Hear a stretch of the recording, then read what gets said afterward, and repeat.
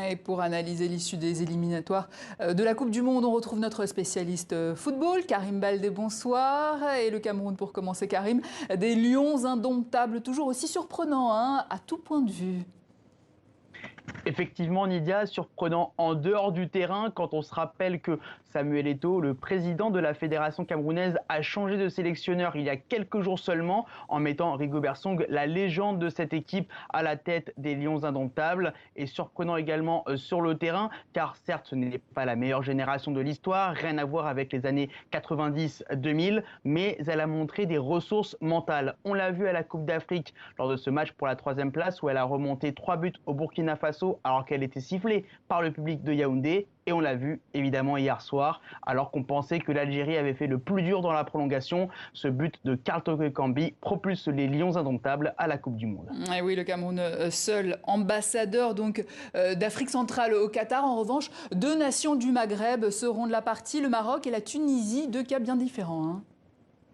Oui, d'abord le Maroc qui a vu cette qualification comme un soulagement. Il y avait beaucoup de pression sur les épaules de l'entraîneur Vahid Halilhodžić. On se souvient qu'après la CAN, il avait été un peu ballotté par le public marocain. Certains lui reprochent notamment d'avoir écarté des stars de l'équipe comme Hakim Ziyech. Mais au moins, il a de la suite dans les idées en prenant des joueurs qui n'avaient pas l'habitude de jouer avec les Lions de l'Atlas. Rien qu'à voir les buteurs d'hier soir face à la République démocratique du Congo, on le comprend avec Tissou Dali ou encore avec Ounahi, le joueur d'Angers. La Tunisie, discrète comme d'habitude, mais au rendez-vous comme d'habitude. Les Aigles de Carthage se sont qualifiés pour leur sixième coupe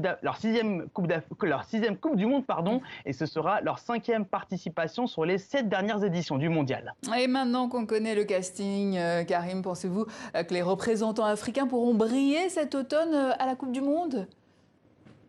Pas sûr. D'abord, à cause du système de tirage au sort, les 5 équipes africaines qualifiées devraient être placées dans les chapeaux 3 et 4.